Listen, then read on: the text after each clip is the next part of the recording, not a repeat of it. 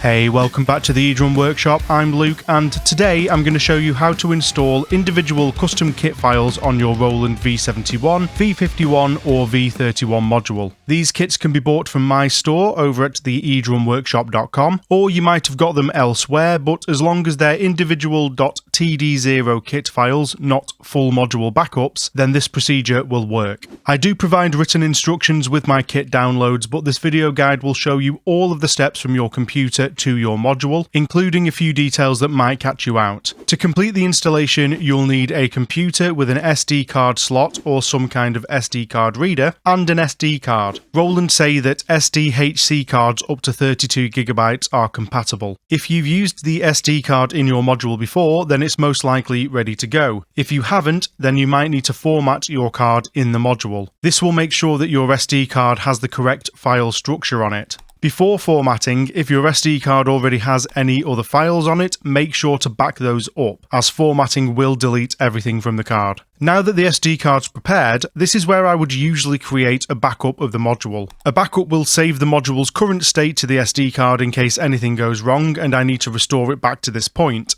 To begin loading the kit, I'm going to head over to the computer. After purchasing from the eDrum Workshop store, I'm able to download the files from the order confirmation screen or use the links in the email that I've received for my files. I'll download them and unzip them. I've just downloaded them straight to the desktop as an example here, and then inside this unzipped folder are the .td0 kit files along with the manuals. So I'll insert the SD card into the computer or the card reader. On the SD card is a folder named Roland. Inside this folder, there's a folder for the module, V71, V51 or V31. Then inside that folder are a couple of other folders, and the one that we want is the kit folder. If you don't have these folders, go back and format the card in the module as mentioned earlier. The kit folder is where the .td0 files need to be placed for the module to read them. The folder might be empty like mine is right now, or there might be kits in there that you've saved or downloaded from elsewhere. Now I'll bring up the download folder containing my kits. All you need to do is drag and drop or copy and paste them over to the SD card's kit folder. Make sure that only the .td0 kit files are transferred. The modules can only read the files directly from the kit folder, so another level of folders inside this kit folder won't be read. Now this is where I would usually take mental note of the numbers in the file names. They start at kit 201. And this is the slot number that the kit is going to show up in when I get to the module. All of the eDrum Workshop kits start at high numbers in order to try and avoid file name clashes with either other vendors or your own saved kits. In the event of a clash, these files can be renamed, but they need to be in this exact format. kit-3digits.td0. So that's the number 0, not the letter O. Otherwise, the module's not going to recognize them. So if possible, it's best to leave them as they are. Once copied over, safely remove the SD card from the computer.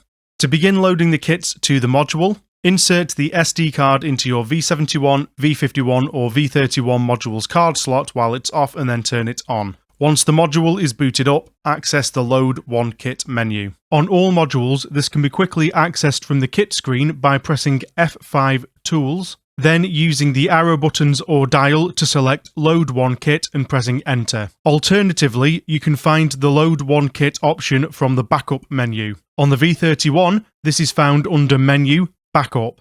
On the V51, it's found under Setup, Backup. And on the V71, it's found under the Backup button menu. By default, this menu will begin on kit slot 1. In my case, that's empty, but you might see something else if you've already got a kit saved there. So now you'll need to scroll up to the kit number that was noted earlier. In this example, it's 201 Dry Punch. This is where the Snap Pop Punch collection of kits begins. Different kits from my store might have different numbers, so check the file names or the manuals if you need to. And to speed things up while scrolling, you can hold down the Shift button to scroll in increments of 10. Now, the name of the kit will always show up if the module is able to read the file. If you don't see the kit's name at the corresponding slot number, then something is wrong, and it would be best to check the previous steps or the troubleshooting guide in the manual. When loading these kits on the V51 or V31 modules, a message like this will come up.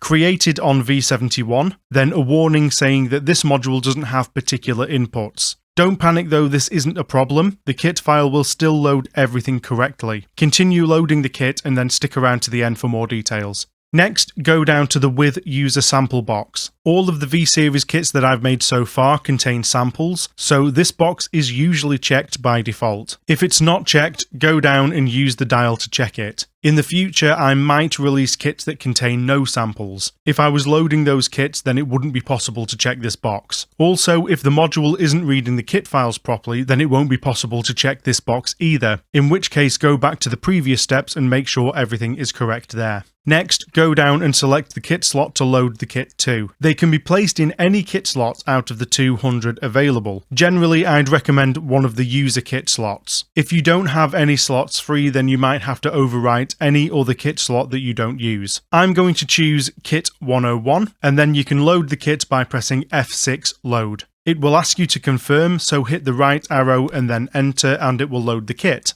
The message Load One Kit Completed shows up when it's done, and Enter will clear that message. Then you just need to repeat these steps for the other kits. Any user samples are automatically loaded onto the module and assigned to the correct kits. All of the instrument inputs on the eDrum Workshop kits are fully configured to match the kit. There are no inputs with missing instruments or default settings. Even when the kits are loaded to V51 and V31 modules, these instruments are all still loaded. They just get placed on virtual pad inputs instead. If the instruments that I've assigned to a particular input don't match the instruments that you're hoping to trigger, don't worry. The video on screen now will explain how you can swap any instruments around within a kit, including those on the virtual pad inputs. So go give that video a watch, and make sure to keep checking out my store over at the eDrumWorkshop.com for more Roland custom kits. Thanks for watching and for your support, and I'll see you in the next video. Cheers!